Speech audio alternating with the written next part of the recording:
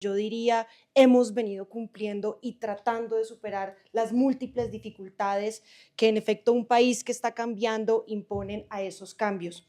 Y en eso yo creo que lo que hemos venido discutiendo alrededor, como lo decía el secretario, de una figura que no debería tener grandes diferencias. Hay que proteger las zonas donde se hace la producción agropecuaria porque son la esencia de la alimentación, no solo de los municipios donde se produce. No puede una gran ciudad como Bogotá en su suelo urbano o Medellín o Cali sobrevivir si las zonas rurales no producen alimentos. Y eso no debería tener discusión. Y un poco lo que estamos intentando hacer desde el gobierno nacional en un trabajo articulado de todos los sectores y como apuesta central, es decir, que desde lo local atendemos tres grandes crisis globales. La primera, sin duda, es la crisis del hambre en el mundo. Es un mundo que, pese a que se puso como objetivo, decía el compañero que no bastan las leyes, ojalá sí las metas conjuntas, vencer el hambre de la humanidad, todavía tenemos inmensos retos. No en Tenjo, no en Bogotá, no en Colombia, en el mundo, millones de personas tienen hambre. Y en ese mundo, 850 millones de personas trabajan la tierra y derivan su subsistencia del trabajo sobre la tierra. Y esos 850 millones de personas conforman los sistemas agroalimentarios locales. En Colombia los llamamos los sistemas agroalimentarios de la agricultura campesina, étnica, familiar y comunitaria. Y esas personas abastecen el 70% de los alimentos del mundo. Y esa misma cifra se repite en Colombia. En Cundinamarca hay un ejemplo inmenso de cómo se ha logrado articular con la agricultura campesina el tema del abastecimiento. A propósito de la discusión, secretario y el compañero de la oficina, que tenemos sobre Corabastos en el centro de la política agroalimentaria del país. Y hoy estamos diciendo que esas 850 millones de personas, cerca de 20 millones de personas que en Colombia se autorreconocen como campesinas, que son las que abastecen los alimentos, tienen un escenario de especial protección constitucional. Y que además de combatir el hambre, nos permiten desde su trabajo y su sistema de producción combatir la segunda crisis importante en el mundo, la crisis climática. Hoy discutimos alrededor del agua, discutimos alrededor de la calidad del aire. Los bosques están en crisis, pero también el suelo está en crisis. 12 millones de hectáreas anualmente de suelos arables se pierden en el mundo al año. O sea que esas 850 millones de personas que derivan su subsistencia de la explotación del suelo pierden su instrumento productivo y la humanidad pierde el suelo donde se alimenta. Y en Colombia tenemos una situación muy delicada del suelo. Pero en lo fundamental, la falta de discusión, de armonización, de articulación para dirigir la política agraria y de producción de alimentos en Colombia y en el mundo está al centro de las crisis democráticas. Y en nuestro país creo que eso tampoco tiene discusión. La tierra y la explotación de la tierra ha estado al centro de la guerra y resolver los temas de la tierra y de la producción agraria están al centro de la construcción de la paz. Y por eso estar hoy en un municipio como Tenjo es absolutamente importante. Porque Tenjo tiene lo que no tienen muchos municipios en Colombia, calidad de suelos. De esas 9.000 hectáreas, el 75%, 9.500 hectáreas, el 75% son suelos clase agrológica 2. ¿Qué quiere decir eso? La clasificación agrológica va de 1 a 8. 1 el mejor suelo, 8 suelo de protección ambiental, 7 un suelo muy pobre. Tenemos en Tenjo suelos absolutamente ricos para producir alimentos, pero Tenjo solo produce en su actividad primaria el 0.3. Solo 1.300 hectáreas en Tenjo están sembradas.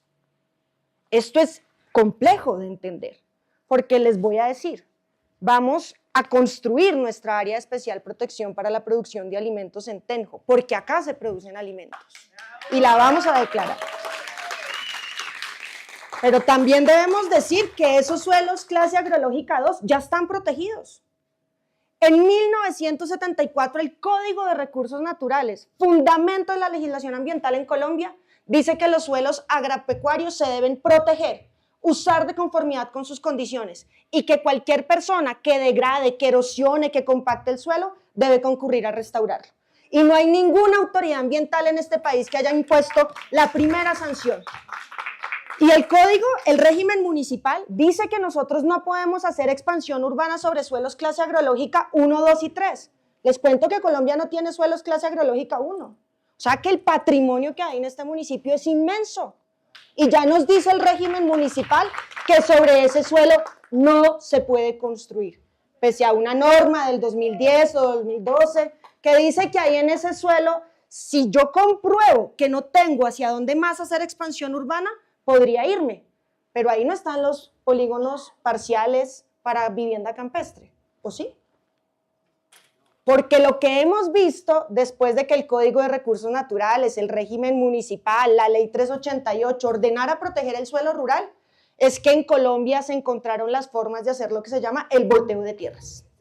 Y el volteo de tierras es ilegal. El volteo de tierras es un delito. Nosotros no podemos hoy, sin APA, convertir suelos clase agrológica 2 y 3, porque 1 no tenemos, en suelos urbanizables, salvo que superemos las limitaciones legales. Y lo dijo la Procuraduría General de la Nación en el 2020, y tenemos allí las normas.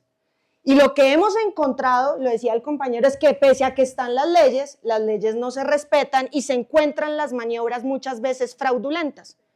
En la sabana de Bogotá, después de la inundación del 2010 y el 2011, los suelos clase agrológica 2, lo comprobó, en ese momento yo tenía otro ejercicio que no era el del gobierno nacional, en el seguimiento a la sentencia del río Bogotá, se cambiaron los suelos clase agrológica 2 de todo el valle del río Bogotá a clase agrológica 4. Y empezaron a crecer los planes parciales sobre los suelos clase agrológica 4. Y hoy tenemos un proceso de urbanización descontrolado, sin servicios públicos, que no logra poner el tema de los residuos sólidos y de los vertimientos en concordancia con la recuperación del río, y con eso que nos dijo la Ley 99 en el año 93, y es que la sabana de Bogotá era un recurso fundamental para proteger y era la fuente del agua de este país, y no lo hemos logrado hacer. Hoy, ¿qué queremos entonces hacer con las áreas de especial protección para la producción de alimentos?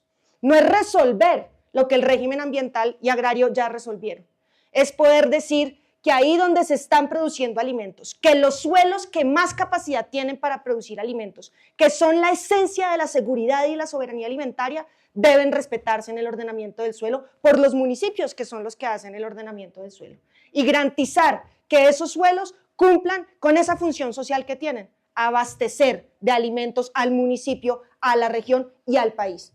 Y alguien decía, es que el campesino produce para sí mismo. No, el campesino produce para alimentar este país, pero el APA no está contra el gran productor, ni contra el mediano productor, ni contra el pequeño que no se autorreconoce como campesino.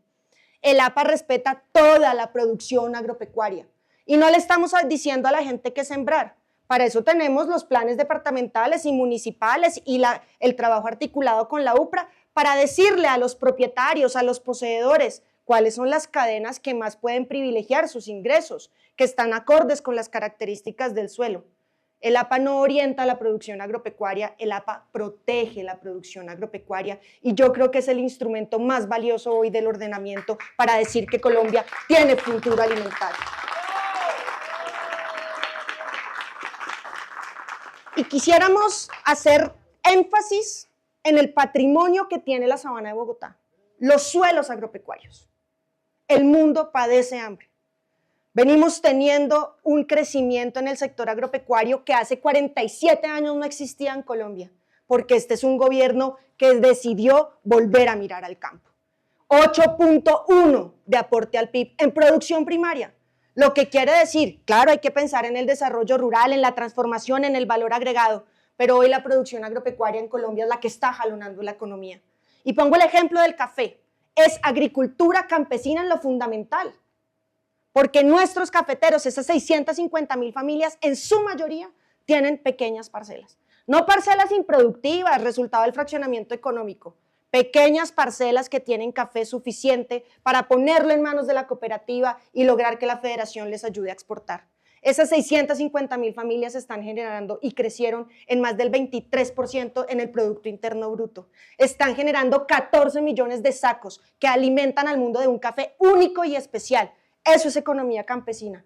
Esos cafeteros en Antioquia, en Cundinamarca, en el Tolima, en el Huila, en el Cauca, tienen hoy una presión.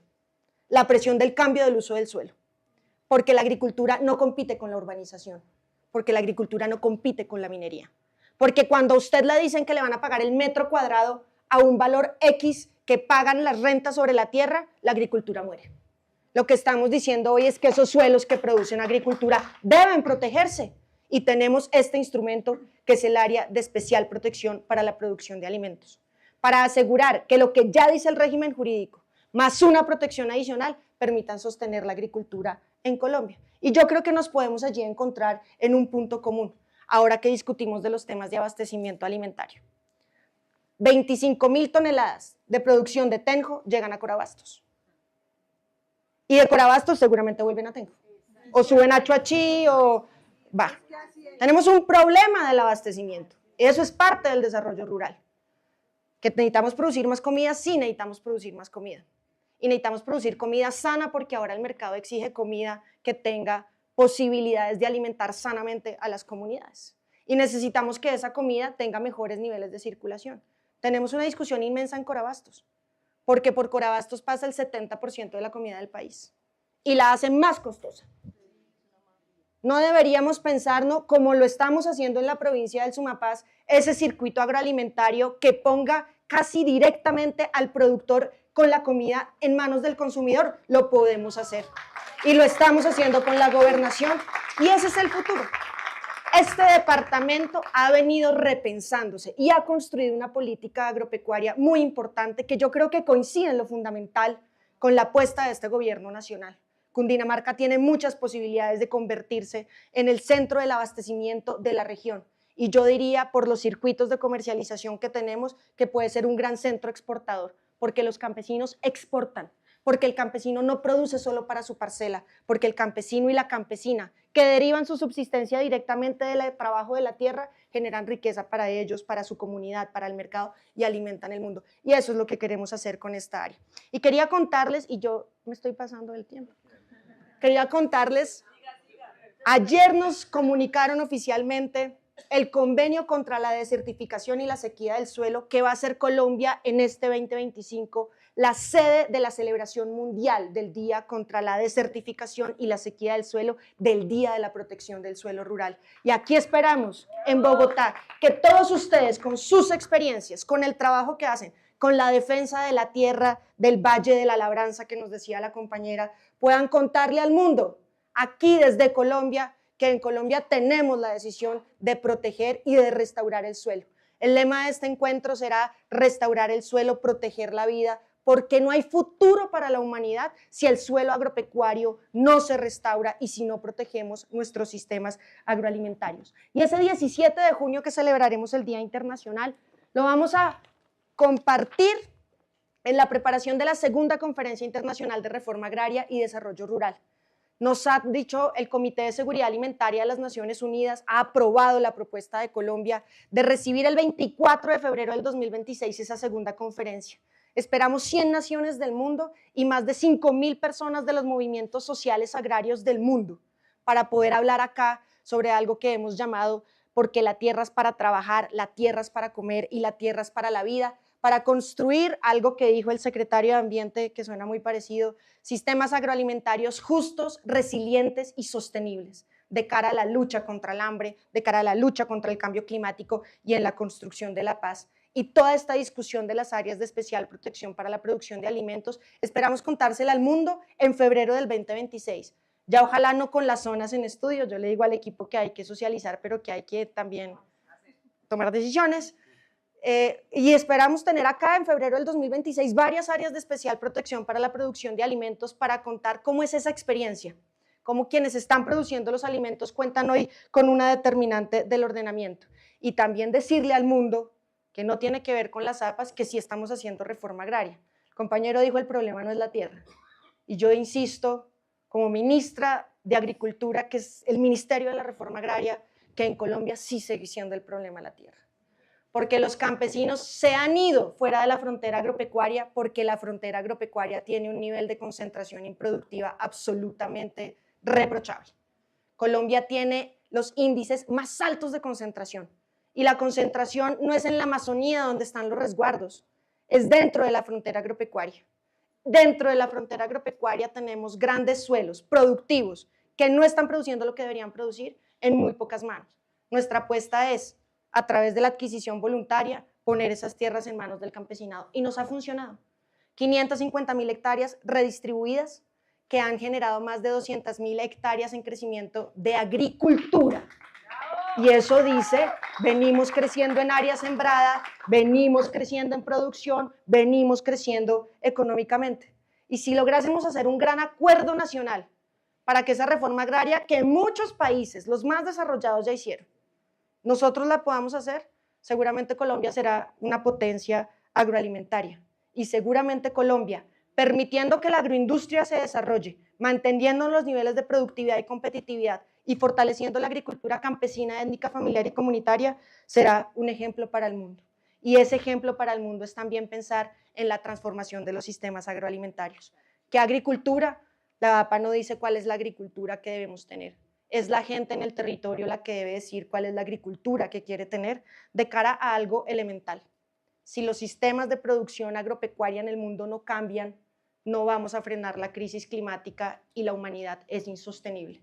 Si adoptamos mejores prácticas, cuidamos el agua, cuidamos el suelo, restauramos los bosques y nos cuidamos en mancomunidad, todos juntos, como quien produce y consume alimentos, seguramente lograremos tener una democracia, lograremos tener paz y cesaremos el hambre en el mundo.